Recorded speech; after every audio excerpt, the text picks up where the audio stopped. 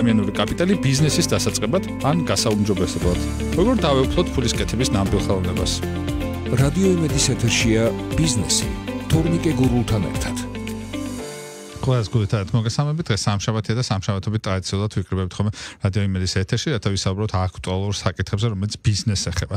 როგორც მოგესალმებით, ჩვენ არ მარტო გვისმენთ, არამედ გვიყურებთ კიდეც რადიო იმედის Facebook-ის გვერდზე, ისე როგორც პორტალებზე იმედი.g და MyVideo.g, ასევე Maxis IP ტელევიზიის 53 არხზე. უკვე გაზაფხული მოდის და შესაბამისად, როდესაც დღევანდელ გადაცემას გეგმავდით, ვფიქრობ, რომ საინტერესო იქნებოდა გვესაუბრა თემაზე, რომელიც გაზაფხულთან არის დაკავშირებული და ბიზნესთან, ასე რომ სოფლის მეურნეობა არის და აგროტექნიკა დღევანდელი ჩვენი გადაცემის თემა და სასაუბროთ ამ თემაზე სოსო გურგენიშვილი მოვიწვიეთ, ის გახლავთ აგროტექნიკის ცენტრალური ოფისის მენეჯერი. აგროტექნო ეს არის კომპანია, რომელიც მსგავსი მიმართულებით მუშაობს უკვე რამდენიმე წელია. სოსო როგორ ხედავთ, როგორ შეიცვალა ბაზარი ბოლო პერიოდის განმავლობაში აგროტექნიკის მიმართულებით? ეხლა სეზონი მოდის და როგორ ემზადება ზოგადად ამისთვის თქვენი კომპანია? პირველ რიგში მოგესალმებით, მივესალმებით თქვენ რადიო მსმენელებს, ასევე ონლაინ პლატფორმაზე ჩვენს მაყურებელს. სოფლის მეურნეობა ერთ-ერთი ალბათ ყველაზე მნიშვნელოვანი დარგია ჩვენს ქვეყანაში, რომელიც მუდმივად ვითარდება და დასაწყისიდან მოდიდგანვე ამ დარგზე იდგა მთლიანად ქვეყნის განვითარება, ასე ვთქვათ. ერთი ვერსიით საქართველოს აქედან არის ლათინური წარმომავლობის სახელებში ამ მიმართულებთან მიწათმოქმედებასთან დაკავშირებულად არის. ხო, მიწათმოქმედება იყო ალბათ საწყისი ჩვენი წინაპრებიდან მოყოლებული, რასაც ავითარებდნენ და ფუსფუსებდნენ და მუშაობდნენ, ასე ვთქვათ. დროთა განმავლობაში, რა თქმა უნდა, წლების გასვლის შემდგომ, როგორც განვითარდა მექანიზაცია, ასე განავითარდა და უფრო ფართომასშტაბიანი გახდა სოფლის მეურნეობაც. დღესდღეობით მაგალითად, თუ იყო ადრე ყველაზე მნიშვნელოვანი და გავრცელებული კულტურები ვენახი, დღეს უკვე ვენახთან ერთად ვითარდება და შემოდის ციტრუსოვანი ბაღები, მოცვის ბაღები, ასე ვთქვათ, მეხილეობა უფრო აქტუალური ხდება, კაკლოვანი კულტურები, ნუშის უამრავი ბაღები არსებობს, ასევე ზეთისხილის უამრავი ბაღი არსებობს და დღეს უკვე მოვედით იმ მდგომარეობამდე, რომ საქართველოს სოფლის მეურნეობის სისტემა ვითარდა და უფრო მრავალი სახეობები აითვისეს და უფრო მრავალი სახეობები არის მოყავთ ჩვენს ფერმერებს და ამათი ასე ვთქვათ რეალიზაცია დაიწყო ამ პროცესის განვითარება. მე ვიცი რომ არსებობს რაღაც ტიპის სახელმწიფო მხარდაჭერაც რამდენიმე მიმართულებით, რომელიც ხელს უწყობს მსგავსი ტიპის აგრარული კულტურების განვითარებას და ამ ბიზნესის განვითარებას ზოგადად. დიახ, ამის განვითარება დაახლოებით 2000 წლის შემდგომ დაიწყო, როცა უკვე ასე ვთქვათ ეს მექანიზაციაც განვითარდა, შემოვიდა უამრავი ტექნიკა ჩვენს ასე ვთქვათ ბაზარზე და ქვეყანაში და ტექნიკის სიმრავლემ და ვითარებამ საშუალება მისცა ფერმერებს, რომ უფრო მეტი ტერიტორიები აეთვისებინათ, პირდაპირ კავშირში ეს ყველაფერი, პირდაპირ პროპორციულად, რაც უფრო მეტი ტერიტორიის ათვისება მოხდა, შემდგომ მეტი ტექნიკის საჭიროება იყო. ამ ტექნიკის საჭიროებიდან და მოთხოვნიდან გამომდინარე, სახელმწიფომ შექმნა ისეთი მოქნილი, ასე ვთქვათ, თანადაფინანსების პროგრამები, შეღავათიანი აგროსესხები, რითაც ფერმერები ცდილობენ შეიძინონ თავიანთი მოსავლის მოსაყვანად საჭირო ტექნიკა და უფრო განავითარონ, ასე ვთქვათ, თავიანთი პირველ რიგში რაოდენობა, შემდგომ ხარისხი და ეს ყველაფერი ერთად უკვე ავითარებს თავიანთ, ასე ვთქვათ, მეურნეობებს რა. დიახ. ბოლო პერიოდში ახალი კულტურებიც გაახდა საქართველოსთვის აქტუალური. მე ვიცი რომ ძალიან ბევრი ქვეყნები საქართველოდან მარაგდება და უცხო ქვეყნებშიც მინახავს საქართველოში მოყვანილი მოცვია, კივი, რაღაცა მსგავსი. თან ყველაზე მთავარი რაც არის საქართველოში მოყვანილი მოცვი, უკვე მოდის უფრო ისეთ ფაზაში, აქტუალურ ფაზაში, როცა უკვე მოთხოვნა სოფლიო ბაზარზე მოცვის და რა თქმა უნდა ხარისხობრივათა და გემოვნური თვისებებისაც საკმაოდ პოპულარული, ასე ვთქვა და დიდი მოწონებას იმსახურებს საერთაშორისო ბაზარზე. ასევე როგორც ღვინო მათ შორის და სხვა მაგალითად ხილი მათ შორის საკმაოდ განვითარდა სამაცივრო მეურნეობები რა, ასე ვთქვათ და ამ სამაცივრო მეურნეობების განვითარებამ გამოიწვია ის, რომ საჭიროება გახდა ხილის, ასე ვთქვათ, ტერიტორიები გაზრდილიყო და უფრო დიდი მეურნეობები განაშენიანებულიყო. ასევე საკმაოდ დიდ მოწონებას და ხარისხობრივად კარგ, ასე ვთქვათ, აწია რა თავისი თამასა კაკლოვანი კულტურებმა, ეს არის როგორც ნუში და კაკალი მათ შორის და ამათი მეურნეობებს უკვე რამდენიმე ათეული ჰექტარზეა გაშენებული რა. ძალიან კარგია, რომ ეს ვითარდება აგროტექნოს რა წვლილი შეაქვს მსგავსი ტიპის ბიზნესის განვითარებაში?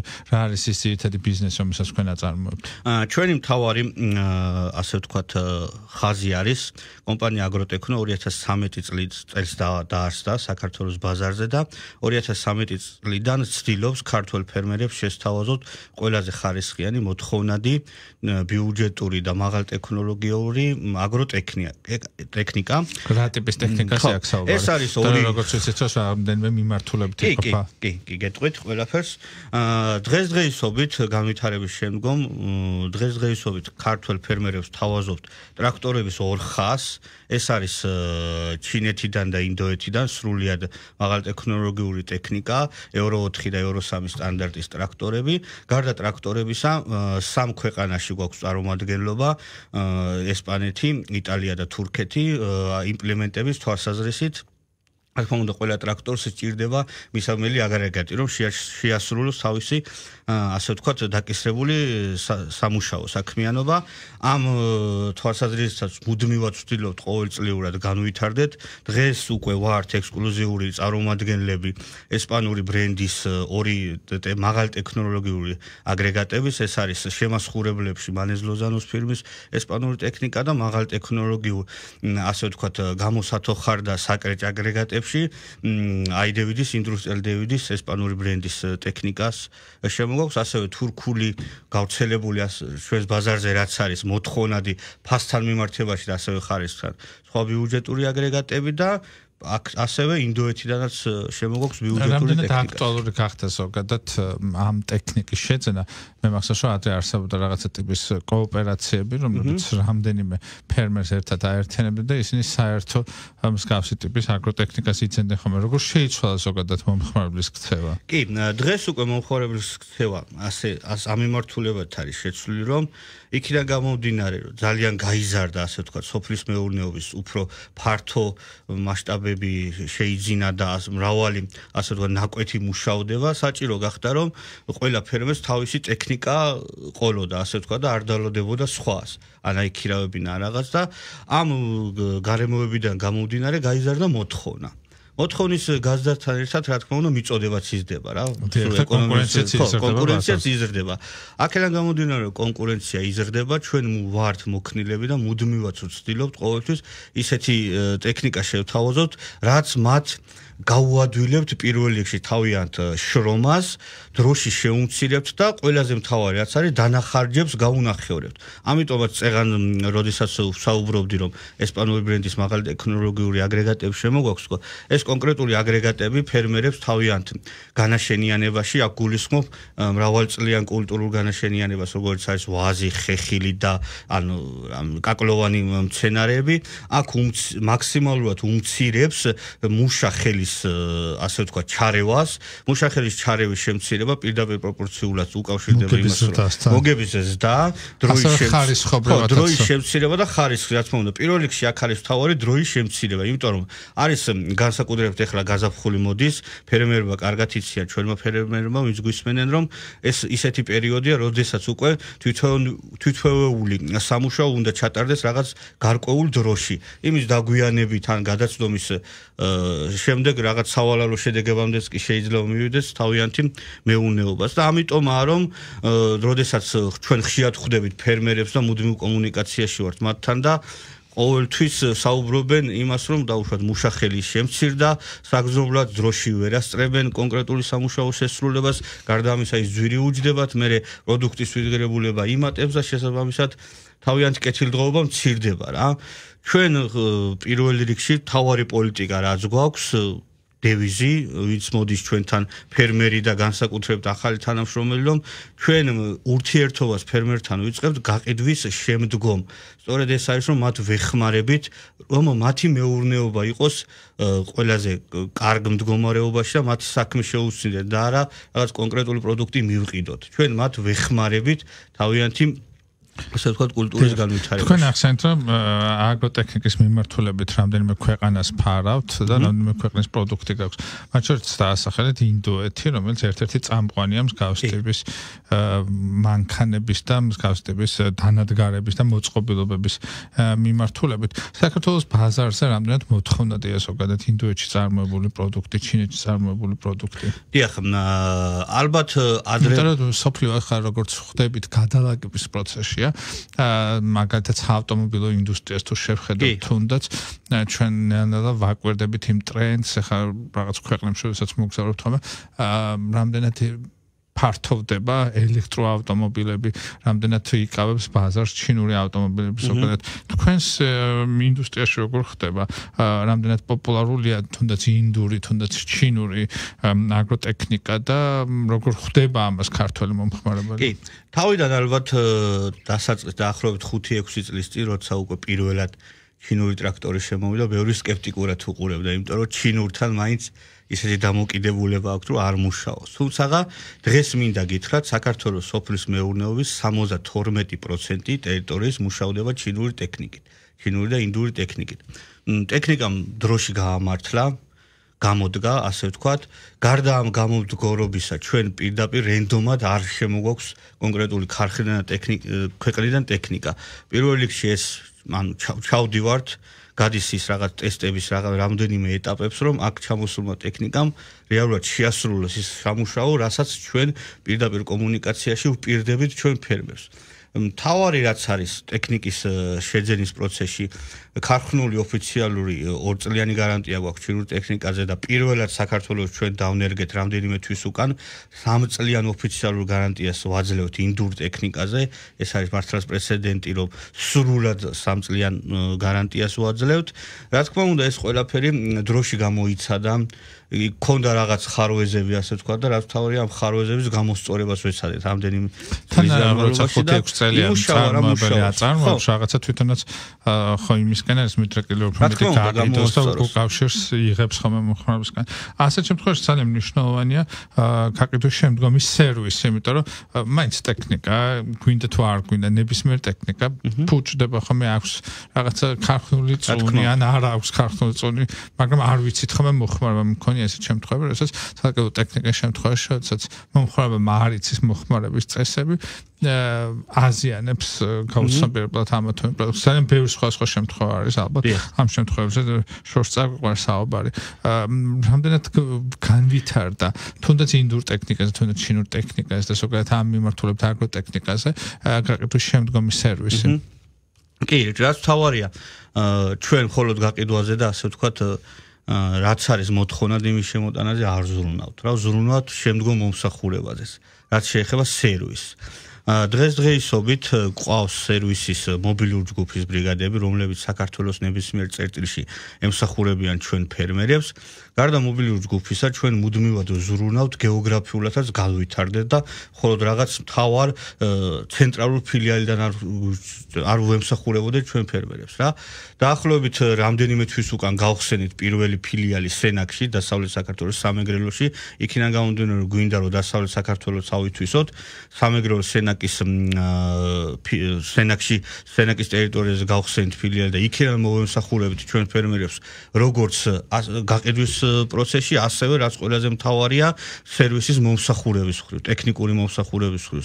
იმიტომ რომ როცა უფრო ახლო ვართ ფერმერთან, უფრო მეტად მოქნილები ვართ და მობილურები ვართ. გარდა სენაკისა აქტუალურია და აქტიურ მუშაობაში ჩაუშვით ახალციხის ფილიალი, ახალქალაქი სამცხე-ჯავახეთის ფერმერებსაც უკვე ადგილიდან ვემსახურებით და ადგილზე გვყავს ტექნიკური ბრიგადა და მინდა ვთქვა, რომ დღეს უკვე თავისუფლად შეგვიძლია საქართველოს ნებისმიერ წერტილში მოვემსახუროთ როგორც შეკეთებით, ასევე საგარანტიო მომსახურებით და გარდა ამ ორი მომსახურებისა, რა თქმა უნდა, ტექნიკა ჩვენგან არ გადის ისე რომ მომხმარებელმა არ მიიღოს მისი მუშაობის სრული ცოდნა.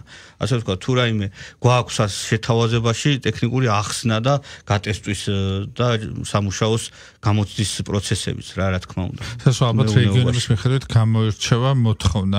კახეთის მხარე ალბათ სხვა ტიპის პროდუქტს მოიხმარს ვიდრე და სხვა ტიპის აგროტექნიკით არის დაინტერესებული ვიდრე თუნდაც ახლა სამეგრელო ახსენეთ, იმიტომ რომ კულტურები რომლებიც ამ მხარებში მოდის განსხვავებულია. როგორი მდგომარეობა რა თქმა უნდა, ალბათ ყველაზე ასე ვთქვათ მოთხოვნადი ტექნიკის მიმართულებით დღეს კიდევ ერთხელ არის კახეთის რეგიონი, იმიტომ რომ მეტად განვითარებულია ასე ვთქვათ სოფლის მეურნეობის და უფრო მჭიდროდ არის ეს ათვისებული ვაზი პირველ რიგში და ვენახი პირველ რიგში შემდგომ კვეხილი, თუმცა არანაკლებ ასე ვთქვათ განვითარებულია სხვა კუთხებიც. ანუ ალბათ ყველას ეგონა რომ დაუშვათ დასავლეთში სასწავლებელი არ იყოს სოფლის მეურნეობა, ეს ასე არ არის. ყავს ჩვენს კომპანიაში თანამშრომლები, რომლებიც გადიან, ასე ვთქვათ, დადიან სოფელ მეურნეობა, ამას იკვლევენ მოთხოვნებს პირველ რიგში და შეიძლება რაღაც ასე ვთქვათ სოფლიო ბაზარზე იყოს არსებული რაღაც კონკრეტული ტექნიკა, რომელიც დაუშვათ გამოსადეგია რაღაც მეურნეობისთვის, მაგრამ ქართველ ფერმერს სხვა რაიმე ჭირდებოდეს. აქედან გამომდინარე, თუ კახეთში ათვისებულია მაქსიმალურად ხეხილით და ვაზით, სამცხე-ჯავახეთში ხვდებით უკვე კარტოფილის კულტურებს, ანუ ერთწლიან კულტურებს, ეს არის მარცვლოვანი კულტურები და დასავლეთში უკვე მცირე ზომის მებოსტნეები, ანუ საბოსტნე კულტურები, ასე ვთქვათ. ძალიან განვითარდა ბოლო დროს საბოსტნე. მოცვი განვითარდა მათ შორის დასავლეთ საქართველოში, გურიაში კი, რა თქმა უნდა და ამ ყველა კულტურას თავისი სპეციფიკური ტექნიკა ჭირდება მათ შორის. იქ რაღაც გაბარიტები, ან რაღაც ცხენის ძალების რაღაც მაქსიმალური რაოდენობა ან მინიმალური რაოდენობა, პირველ რიგში ბიუჯეტი, ასე ვთქვათ და მაგ ყველაფერს ვცდილობთ რომ მაქსიმალურად ვიყოთ მორგებული ფერმერზე და არ იყოს რაღაც შეუსაბამო, ასე ვთქვათ, როგორც გაზამთარი მომსახურების სისწრაფე, იმიტომ რომ როდესაც ჩვენ ვსაუბრობთ ფერმერებისთვის რაღაცა კონკრეტული საქმიანობის მიმართულებით აგროტექნიკაში დახმარებაზე, ასეთ შემთხვევაში ძალიან მნიშვნელოვანი ალბათ სისწრაფე, იმიტომ რომ თუ არ რაღაც ამინდებია შენარჩუნებული აი ამ კონკრეტულ ამინში უნდა მოესწროს, არსებობს კიდე თუ არის სხვადასხვა ფაზების მიხედვით დამუშავება ან სასოფლო მიმართულებით საქმიანობის წარმოება და სხვა ტიპის რაღაცები არსებობს, როგორც ჩემთვის. აი ახლა მაგალითად შევედით კონკრეტულად იმ ფაზაში, იმ სეზონზე, როცა უკვე გაზაფხულია, თოვლები, ჭარბი თოვლები დადნა, ასე ვთქვათ და დაიწყო უკვე მცენარემ გაღვიების და გაღვიძების პროცესი და მცენარის გაღვიძებასთან ერთად, რა თქმა უნდა, იღვიძებს ის მავნებელი მცენარეს, რომელიც მოსაჩვენებელია, ასე ვთქვათ, რაღაც კონკრეტულ დროში სასწრაფოდ, რომ მცენარეს არ შეუშალოს ხელის დაგანვითარებაში, მოსავლის კონკრეტულად რაღაც უფრო მეტად რაოდენობით დახუნებაში, ასე ვთქვათ და უკვე შევდივართ ამ პროცესში, რომ საჭიროა შემასხურებელი აპარატები, სათიველი აპარატები და მსგავსი ტიპის მწვანე ოპერაციებისთვის განკუთვნილი, ასე ვთქვათ, მისამნელი ტექნიკა რა და რა თქმა უნდა ჩვენი კომპანია უკვე მზად არის. სად უნდა იპოვოთ თქვენი კომპანია, ეს ძალიან საინტერესოა, იმიტომ რომ როგორც წესი მსგავსი ტიპის აგროტექნიკა მინახავს ხოლმე გზაზე, როდესაც გადავადგილდები ხოლმე და რაღაცა მაღაზიებიც არსებობს მსგავსი როგორც წესი. ჩვენი ცენტრალური ფილიალი კომპანია მდებარეობს კახეთის ზატკეცილის მე-15 კილომეტრზე. აგროტექნო ჩანვართ, ასე ვთქვათ, მარტივად შეგიძლია ჩვენი ხილვა, სოლისის და იტოს ტრაქტორებით ვართ წარმოდგენილი ცენტრალურ ფილიალში. გარდა ცენტრალური ფილიალისა, დასავლეთ საქართველოში და სამცხე-ჯავახეთის ფერმერებს მიმართავ, შეგვიძლია გვიპოვოთ თქვენსავე სენაკის ტერიტორიაზე და ახალციხის ტერიტორიაზე აგროტექნო რომ იკითხოთ ყველა. აბსოლუტურად ყველა ვიცი სად ვართ. გარდა გეოგრაფიული ფილიალებისა, შეგვიძლია მოგმართოთ ჩვენ სოციალურ ქსელში, საკმაოდ აქტუალურები ვართ, უმყისიერად. რამდენად მარტივია ხოლმე დაფინანსების მოპოვება ფერმერისთვის, რომელიც მსგავსი ტიპის აგროტექნიკით არის დაინტერესებული, იმიტომ რომ ხშირია ხოლმე შემთხვევა, რომ ამ ხელა ინვესტიცია რომ გააკეთოს ერთჯერადად მთლიანი თანხით სად კომფორტული არ არის. დიახ, სახელმწიფოს მხრიდან ხშირად არის ხოლმე რაღაც კვარტალურად ან წელიწადში ორჯერ წახალისება კონკრეტულ დაუშვათ ფერმერებზე ხშირ შემთხვევაში ეხა მაგალითად კოოპერატივების ახალისება ხდება ან მოსავლის ამღებ ტექნიკაზე ხდება ახალისება რა თქმა უნდა ჩვენი კომპანია ამ ყველაფერში იღებს მონაწილეობას და მაქსიმალურად დავეხმარებით ფერმერს რომ მიიღოს მონაწილეობა საბუთებრივი მხარე იქნება თუ რაიმე კონსულტაციის მხარე რა თქმა უნდა გარდა ამ თანდაფინანსების პროგრამებისა ჩვენი კომპანიის წარმომადგენლები კომერცია მუდმივად ცდილობს რომ შევთავაზოთ ყველაზე მოქნილი გადახდის პირობები ფერმერებს რა თანამშრომლობთ ნებისმიერ ბანკთან შეღავათიანი აგროსესხის ფარგლებში და გარდა ამისა პირველად დაუნერგეთ ექსკლუზიურად შეღავათიანი აგროლიზინგი ჩვენ შეღავათიანი აგროლიზინგი ნიშნავს იმას რომ ლიზინგის გამოცდება ძალიან ბევრს არ აქვს მithროთ ამწყებ ფერმერებს ხო ზოგ ბევრს ლიზინგის ეშინოდა თუმცა ისეც ჩვენ მაქსიმალურად გავუმარტივეთ შეღავათიანი აგროლიზინგის დროს მხოლოდ და მხოლოდ იმ აქტივით ხდება უზრუნველყოფა რომელსაც იძენს ფერმერი და გადახდის პროცესის არის მეტად მოქნილი სეზონურად არის აქ გადახდის ასე ვთქვათ პროცესი წელიწადში ერთხელ და უფრო მოსავლის აღების და დაბინავების შემდგომაც შეუძლია გადაიხადოს და უფრო მეტად ასე ვთქვათ მოქნილია ეს გრაფიკი და პირველად დავნერგეთ უკვე ლიზინგის დროსაც და ჩვენ ამით არ ვჩერდებით და თუ რაიმე კონკრეტულ ასე ვთქვათ გადახდის გამარტივებულ პროცესამდე მივარ ჩვენი ფერმერისთვის უფრო კარგი იქნება და ამით ხელს უწყობს პირველ რიგში რა იმიტომ რომ გადახდის პირობები არის ხომ ერთ-ერთი ყველაზე მნიშვნელოვანი. დიახ, რა თქმა უნდა. რადგანაც ფერმერებს ერთად არ აქვთ ხომ და ძალიან ბევრი რისკთან არის დღეს დაკავშირებული ფერმერობა, იმიტომ რომ თუნდაც ამ გადაცემებში გვისაუბრე იმის შესახებაც, რომ სეტყვისგან დამცავი 1000 მექანიზმი არსებობს, მაგრამ ამას ჯერჯერობით ფერმერები ვერ იძენენ და სხვადასხვა მეთოდი არსებობს და ბევრ სხვადასხვა პრობლემატიკაზე გვისაუბრეთ. თქვენ როგორ ხედავთ, რა არის ყველაზე დიდი გამოწვევა დღეს ამ ინდუსტრიის და ზოგადად აგროტექნიკის მიმართულებით? დღესდღეობით ალბათ ყველაზე დიდი გამოწვევა ეს არის ხარჯების შემცირება. ყოფილი ვარ და შევხედილი ვარ ფერმერებს, რომელთაც ასე ვთქვათ დახმარება ჭირდებას ხარჯების კუთხის ან კალკულაციის კუთხით, ასე ვთქვათ, იძენენ ან შეუძენიათ ისეთი ტექნიკა, რომელიც საჭირო არ არის და ვერ იყენებენ და ამაში რაღაცა ტიპის ტექნიკას ვიძენთ, მაგრამ ამას ვერ კი და აქედან გამომდინარე, ამიტომაცაა, რომ როდესაც ჩვენთან ფერმერი მოდის დასახმარებლად, პირველ რიგში ჩვენი ურთიერთობა იწყება მის მეურნეობაში ჩასulis შემდგომ, იმიტომ რომ ნახულობთ ადგილზე რეალურად რა ჭირდება და ისევ თავაზობთ რაღაც შეიძლება მას გაგონილი ან მეზობლისგან ან ვიღაცგან მოსვენილი აქვს რომ ეს შენ გჭირდება მაგრამ იმ კონკრეტულ მომენტში იმას საერთოდ არ ჭირდება ის რაღაც იმ ბიუჯეტის ასე ვთქვათ მექანიზაციის ჩართულობა მცირე ბიუჯეტითაც შეუძლია დადგეს ფეხზე და თავისი მეურნეობა განავითაროს თავარი არის ეს რომ სწორად წარმართოს ჩვენი ბიუჯეტირება არ დავხარჯოთ ზედმეტი თანხა და ამ ზედმეტი თანხით არ გამოვიწვიოთ ჩვენი ნეგატივი ასე ვთქვათ ძალიან ფართო განვითარების საშუალება აქვს დღეს სოფლის მეურნეობას ჩვენ ქვეყანაში და მაქსიმალურად უნდა ვიცადოთ რომ შევქმნათ ყველაზე მოთხოვნადი და ღირებული პროდუქტი მინიმალური დანახარჯებით რაც რეალობაა და შესაძლებელია. ეს არის რაც შეიძლება მინიმალური დანახარჯი გქონდეს იმისათვის რომ შემდგომში მაქსიმალურად მიიღო შედეგი და კი რეალიზაციის კუთხით ახლა ანუ ასე ვთქვათ გამოწვევები დღეს იყო რაღაც მცირე გამოწვევები ერთწლიან კულტურებზე მარცვლოვან კულტურებთან თუმცა ეგ გამოწვევებიც ასე ვთქვათ მილევის პროცესია თითქოს მგონია რომ რეალიზაციის თემა დღეს ძალიან ცოტას უდგას იმიტომ რომ მოთხოვნა არა მარტო საქართველოსთან არამედ მთელი მსოფლიოდან იმხელა იმ აგროკულტურებზე რომელსაც ჩვენ საუბრობთ რომ მისი გასაღების ბაზრები დღეს უფრო ფართოა და მგონია რომ ძალიან შეიცვალა ზოგადად ეს სტრუქტურაც იმიტომ რომ ქართულ პროდუქტები უკვე ძალიან პოპულარული გახდა თუ რაღაც ერთ-ორ ქვეყანაზე ვიყავით მიმოვლი დღეს